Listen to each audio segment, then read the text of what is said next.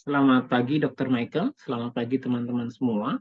Perkenankan pada pagi hari ini saya akan membawakan presentasi mengenai diabetes retinopati dengan saya sendiri dengan Sianto dengan nomor induk mahasiswa di 172022 035. Pada pagi hari ini saya akan membawakan materi diabetes retinopati sebagai bahan untuk ujian akhir semester dari mata kuliah Ocular Disease dan Neuro-Ophthalmology.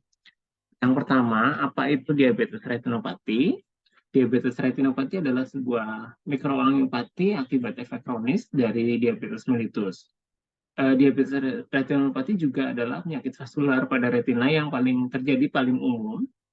Kemudian secara global menjadi penyebab paling umum kelima dari kebutaan yang dapat dicegah dan menjadi penyebab paling umum kelima dari gangguan penglihatan yang sedang hingga parah pada mereka yang berusia 50 tahun ke atas pada tahun 2022. Diabetes retinopati ini juga merupakan penyakit pembuluh darah mikroretina yang bersifat progresif, dapat mengancam penglihatan dan juga dapat dikaitkan juga dengan hiperglikemi yang berkepanjangan serta kondisi-kondisi lain yang berhubungan dengan diabetes mellitus dan juga hipertensi. Saat ini diperkirakan terdapat 170 juta penderita diabetes mellitus di seluruh dunia atau bahkan lebih itu, dan sekarang akan diperkirakan mencapai 366 juta penderita pada tahun 2030 nanti. Di tahun 2000 sendiri, Indonesia terdapat sekitar 8 juta lebih penderita pasien diabetes mellitus dan diperkirakan juga di tahun 2030 nanti akan menjadi 21 juta lebih penduduk yang mengalami diabetes mellitus. Peningkatan ini sangat sangat sangat progres ya. Selama 30 tahun itu terjadi peningkatan sekitar 12 juta. Kemudian semakin lama seorang menderita diabetes mellitus juga akan semakin besar kemungkinan juga akan menderita komplikasi. Di antaranya yang paling banyak pada penderita diabetes mellitus adalah terjadinya diabetes retinopati sebesar 75% pada pasien yang telah menderita diabetes mellitus selama 20 tahun.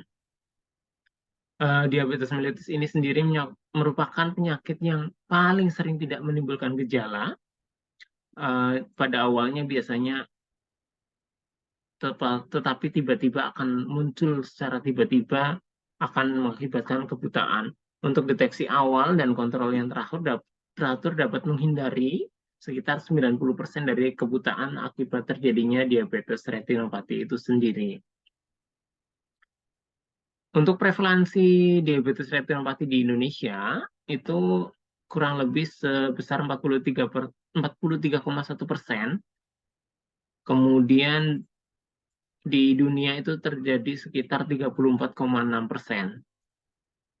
Nah, ini gambaran dari kondisi mata ketika terjadinya diabetes retinopati.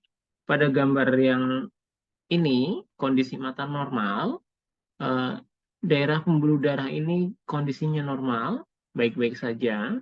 Kemudian kalau di gambar ini yang ada diabetes retinopati, ini akan muncul vessel atau pembuluh darah baru di daerah retinanya, atau mungkin bisa terjadi juga neovaskularisasi atau bahkan juga terjadinya ablasi di daerah retinanya.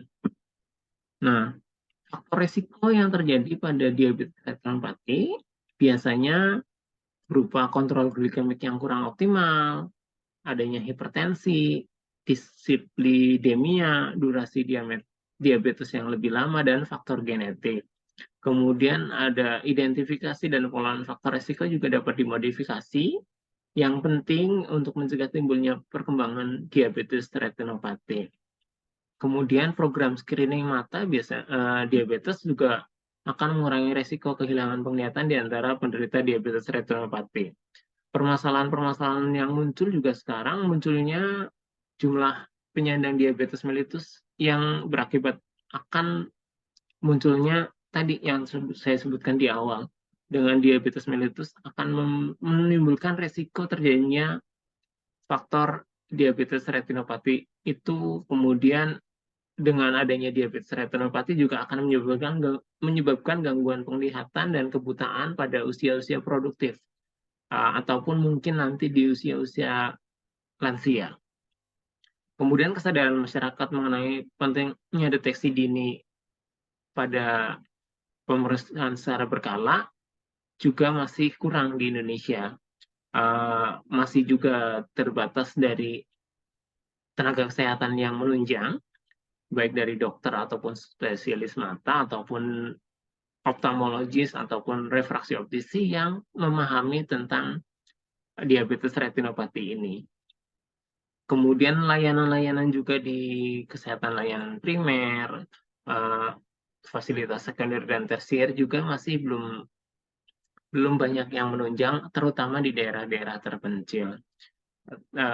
Kemudian manajemen dari pasien diabetes retinopati juga masih memerlukan strategi yang berkesinambungan sehingga deteksi kontrol secara berkala, kemudian penanganan pada pasien-pasien diabetes yang berisiko terjadinya diabetes retinopati ini dapat ditangani dengan baik.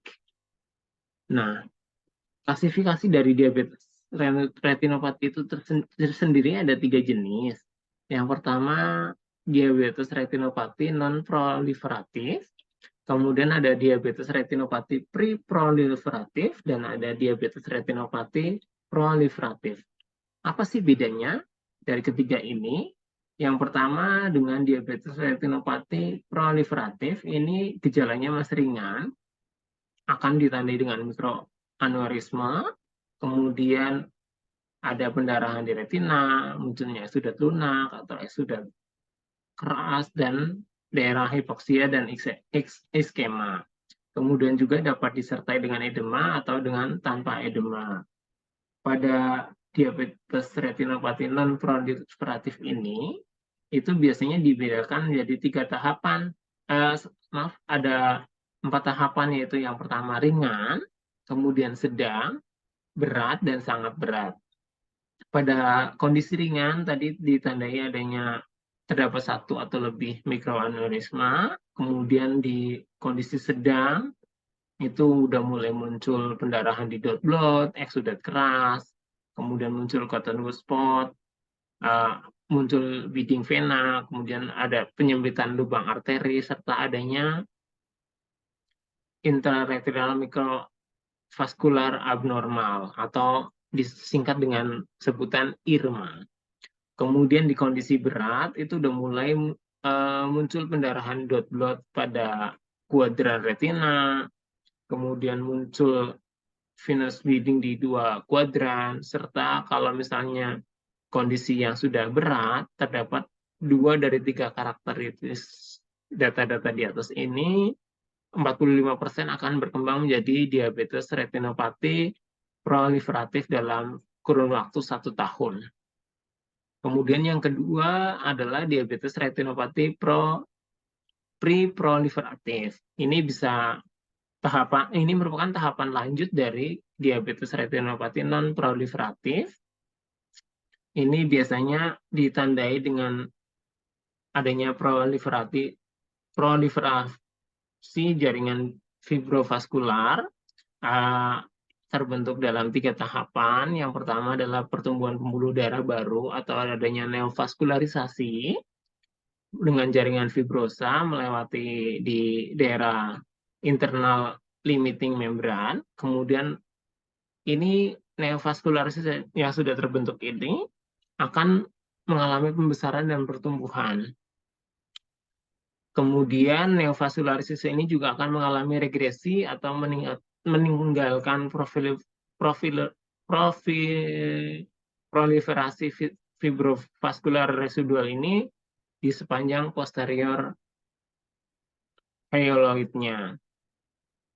Kemudian kalau PDR ini juga ada 3 jenis, ada 3 tingkatan berdasarkan lokasi tumbuhnya pembuluh darah baru. Ada PDR awal, kemudian ada PDR resiko tinggi, dan PDR advanced.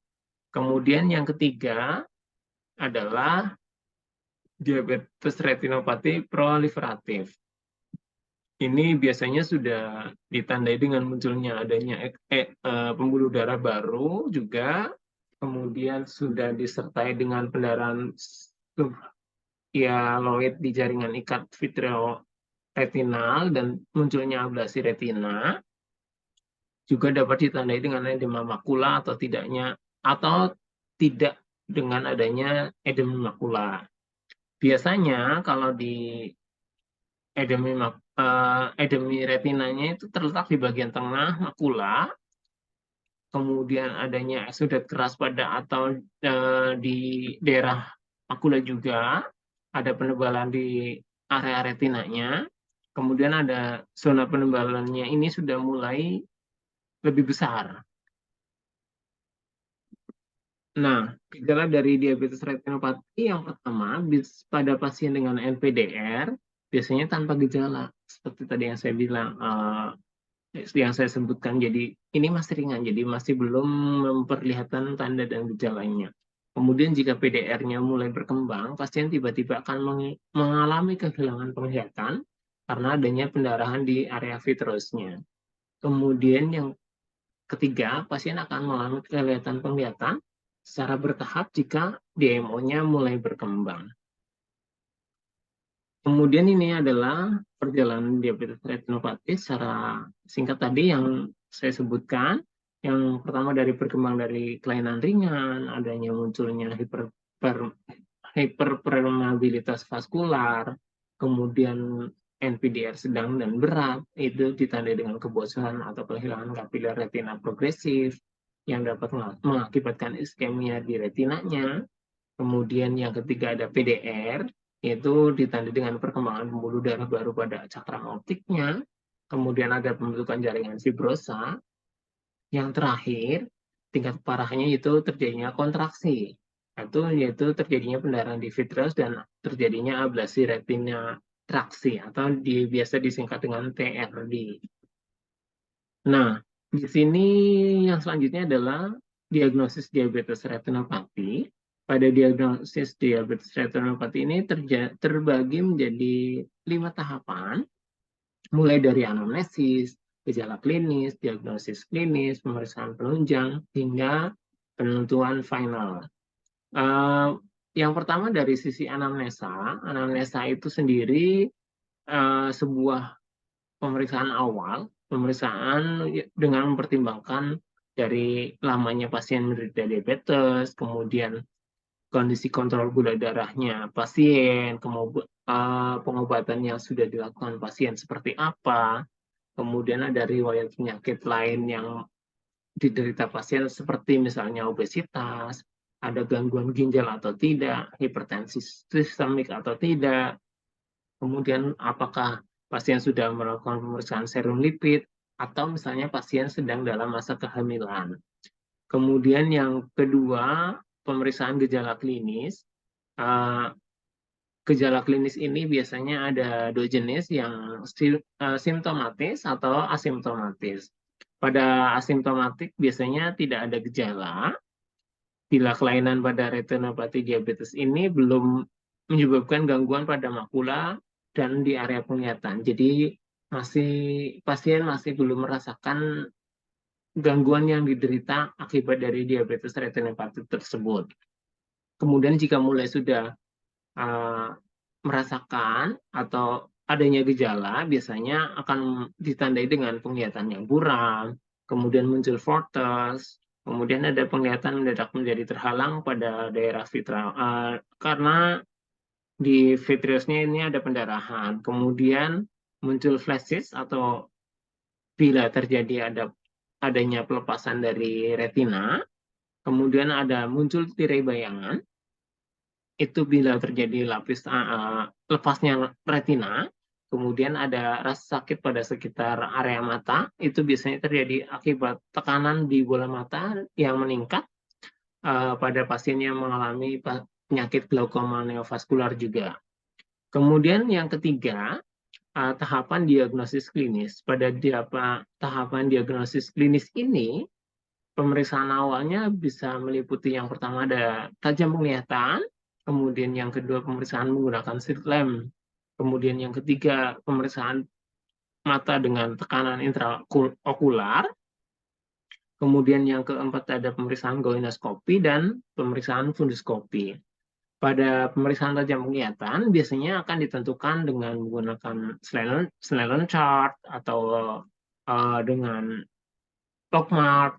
Kemudian akan ditulis seberapa besar visusnya dalam metrik misalnya nomor 6, nomor 30, nomor 50, dan seterusnya. Kemudian langkah selanjutnya yaitu pemeriksaan slit lamp.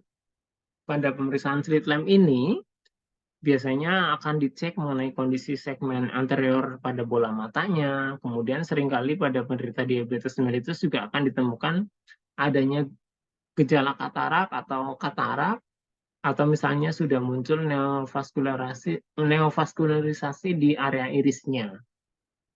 Kemudian yang ketiga adalah pemeriksaan dengan tekanan intraokular. Pada pemeriksaan TIO ini biasanya kemungkinan sudah terjadinya glaukoma pada penderita diabetes mellitus perlu juga dideteksi dari awal. Kemudian yang keempat adalah pemeriksaan goniskopi atas indikasi terjadinya diabetes retinopati. Kemudian yang terakhir adalah pemeriksaan funduskopi secara pupil lebar.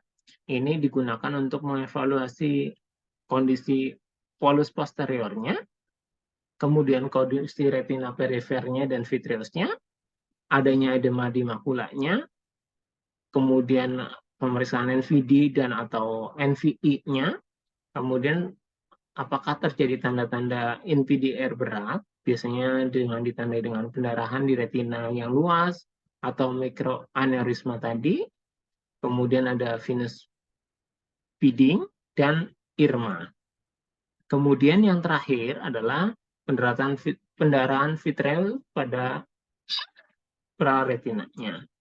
Kemudian yang keempat adalah pemeriksaan penunjang. Pemeriksaan penunjang biasanya pemeriksaan yang dilakukan yang pertama dengan foto fundus, kemudian yang kedua dengan pemeriksaan OCT atau Optical Coherence Tomography, yang ketiga adalah fluorescent angiografi, yang keempat adalah ultrasonologi. Kita bahas satu persatu. Pada pemeriksaan penunjang foto fundus, ini biasanya menggunakan alat diagnosis yang penting sebagai deteksi diabetes retinopati. Ini berguna juga untuk mendokumentasikan perjalanan penyakit dari mulai terdeteksi sampai terhadap terapi yang diberikan pada pasien. Pada hasil foto fundus biasanya akan muncul fitur-fitur seperti mikroaneurismanya, kemudian pendarahan intraretinanya, heart exudate-nya, kemudian abnormalitas dari pembuluh vena, kemudian munculnya neovaskularisasi pada organ, kemudian adanya pendarahan pada pre-retinanya, kemudian adanya neovaskularisasi pada disus optiknya atau di tempat lainnya. Kemudian yang terakhir adanya muncul proliferasi fibrovaskular luas pada area mata. Kemudian pemeriksaan penunjang yang kedua adalah pemeriksaan dengan OCT.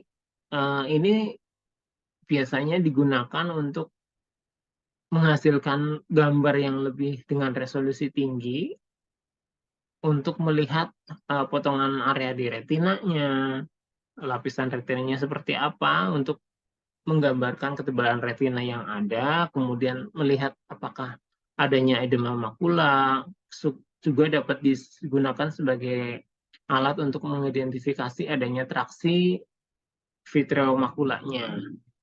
Kemudian yang ketiga, pemeriksaan penunjangnya adalah dengan pemeriksaan angiografi. Ini merupakan tes yang bernilai klinis pada pasien tertentu dengan kondisi diabetes retinopati yang digunakan untuk petunjuk dan untuk mengetahui letak kebocoran yang terjadi di retina atau terjadinya iskemia di retinanya. Kemudian dengan fluorescent angiografi ini juga dapat membedakan apakah ada pembengkakan di makula ini disebabkan karena diabetes atau penyakit makula lainnya seperti ablasi retina. Kemudian pemeriksaan yang keempat adalah pemeriksaan USG atau ultrasonologi. Ini digunakan sebagai salah satu pemeriksaan penunjang pada pasien diabetes yang media matanya sudah mulai keruh, media lensanya. Umumnya biasanya yang pasien mengalami diabetes dan mengalami uh, gejala katarak atau mungkin pendarahan di vitreusnya dan terjadi ablasi retina. Kemudian yang terakhir adalah finalisasi dari diagnosis. Ini merupakan rangkaian dari kegiatan anamnesis, gejala klinis, diagnosis klinis, sampai pemeriksaan penunjang sehingga dari hasil-hasil tersebut dapat disimpulkan bahwa diabetes retinopati ini dapat ditegakkan diagnosisnya. Nah, ini ada gambaran fotografi fundus pada diabetes retinopati. Di gambar ini terdapat foto mata dengan retinopati diabetes non proliferatif yang parah menunjukkan yang pertama adanya pendarahan dot. Nah, ini ditandai dengan tanda panah putih dan adanya blood. Nih, kemudian munculnya eksudat, kita tandai dengan tanda panah warna hitam. Kemudian adanya kelainan mikrovaskular intraretinal, yaitu berupa segmen pembuluh darah di retina yang melebar dan berliku-liku di tengah pembuluh darah retina. Kemudian ditandai dengan tanda hitam anak panah. Nih. Kemudian ada gambar kedua yaitu fotografi fundus diabetes retinopati dengan foto close up mata dengan edema makula diabetes, yaitu menunjukkan adanya eksudat dengan tanda panah hitam. Nih. Kemudian adanya mikroaneurisma, kita tandai dengan tanda panah putih. Kemudian muncul seperti tempat kapas ditampilkan di luar arcade vaskular temporal. Kita tandai dengan tanda panah putih ini. Kemudian ada gambar ketiga yaitu fotografi fundus ultra wide field mata dengan retinopati diabetik proliferatif yang aktif. Ini menunjukkan bekas luka, fotoagulasi laser. Ini kita tandai dengan warna hitam. Ini ditandai dengan ada dot-dot bekas dari luka penanganan lasernya. Kemudian adanya muncul pembuluh darah baru di tempat lain. Kita tandai dengan tanda panah putih ini dan muncul pendarahan di vitreusnya. Ditandai juga dengan tanda panah putih. Berikut adalah gambar keempat yaitu dengan fotografi fundus ultra wide field mata dengan retinopati diabetik proliferatif yang secara lanjut, yaitu menunjukkan proliferasi fibrovaskular. Ini kita tandai dengan tanda panah putih. Kemudian pembuluh darah baru di tempat lain kita tandai dengan tanda panah hitam. Nih. Kemudian adanya pendarahan subkaloid itu kita tandai dengan tanda panah hitam juga. Kemudian terjadinya ablasi retina secara traksi. Ini kita tandai dengan tanda area kepala tanah putih ini yang melibatkan makula. Kemudian ada penata laksanakan dari diabetes retinopati. Yang pertama adalah tindakan pencegahan, kemudian yang kedua adalah deteksi dini, yang terakhir adalah perawatan dan pengobatan. Pada pencegahan diabetes retinopati, kita perlu sampaikan kepada pasien, kepada masyarakat secara umum, yaitu yang pertama pencegahan dari sisi kesehatan yang dengan jargon cerdik, yaitu yang pertama C-nya adalah cek kesehatan secara berkala, jadi harus medical check up ya, kita harus kampanyekan bahwa semua penyakit, semua kesehatan harus dicek secara berkala, tujuannya agar dapat mengetahui atau mungkin setidaknya dapat segera ditangani sedini mungkin apabila terjadi suatu penyakit tertentu. Kemudian yang kedua yang tidak kalah penting adalah menyahkan asap rokok, yaitu karena dengan asap rokok ini dapat menimbulkan penyakit-penyakit yang lain juga. Kemudian yang ketiga adalah rajin melakukan aktivitas fisik. Aktivitas fisik ini sebagai penunjang kesehatan pada manusia, ini dalam sehari seharusnya minimal 30 menit dalam sehari. Aktivitas fisik ini tergantung dari kondisi tubuh seseorang. Misalnya orang itu masih usia produktif atau usia lansia, itu harus disesuaikan dengan kebutuhan hidupnya. Jangan sampai dipaksakan juga aktivitas fisiknya. Kemudian yang keempat adalah diet yang seimbang. Diet yang seimbang ini tujuannya adalah konsumsi makanan yang bergizi, disesuaikan dengan juga pola makan yang baik, kemudian makan makanan yang tidak mengandung racun atau toksik, seperti itu. Dan tujuannya agar gula darah pada ini juga harus stabil dan seimbang, kemudian tidak menimbulkan penyakit-penyakit seperti diabetes atau mungkin terjadinya darah tinggi akibat dari konsumsi makanan yang tidak seimbang. Yang kelima yang tak kalah penting adalah istirahat secara cukup. Kemudian yang keenam adalah pengelolaan stres. Karena dengan stres ini biasanya ketika kita sudah mengalami stres akan terganggu juga kesehatan mentalnya, pasti akan pengaruh juga ke dalam kondisi kesehatan fisiknya. Setelah pencegahan, kita juga bisa tindakan yang kedua adalah deteksi dini dengan screening. Screening ini biasanya meliputi proses anamnesis dan pemeriksaan oftalmologis. Kemudian ada pemeriksaan funduskopi dan fotografi fundus, terutama ini karena menjadi peran penting dalam menegakkan diagnosis penyakit serta klasifikasi jenis penyakit yang diderita pasien. Kemudian pada pasien dengan diabetes tipe 1, kita sarankan untuk menjalankan screening dalam waktu 5 tahun sejak didiagnosis untuk mengetahui apakah terjadinya diabetes retinopati atau tidak. Kemudian yang pada pasien dengan diabetes mellitus tipe 2, kita sarankan untuk screening sesegera mungkin agar diagnosis bisa ditegakkan. Kemudian pada pasien dengan diabetes mellitus tipe 1 dan 2 yang dalam keadaan kondisi hamil juga harus dilakukan screening sesegera mungkin atau pada awal trimester kehamilan pertama. Tujuannya agar dapat ditegakkan diagnosisnya, kemudian tidak membahayakan kondisi kehamilan dan janinnya. Yang terakhir adalah pengobatan dari diabetes retinopati. Yang pertama adalah pengobatan dengan laser fotoagulasi untuk menghentikan atau memperlambat kebocoran darah dan cairan mata. Kemudian yang kedua adalah pengobatan laser fotoagulasi dengan panretinal pada area retina. Yang ketiga adalah vitrektomi untuk saluran vitreous dan menghilangkan jaringan parut yang ada di retina. Semua pengobatan ini biasanya akan didasarkan pada tingkat keparahan penyakit yang diderita. Segera hubungi ke dokter apabila mengalami gejala-gejala atau mempunyai resiko diabetes agar tidak terjadi komplikasi di penglihatan. Demikian paparan yang dapat saya sampaikan. Lebih dan kurangnya saya mohon maaf. Terima kasih. Selamat pagi.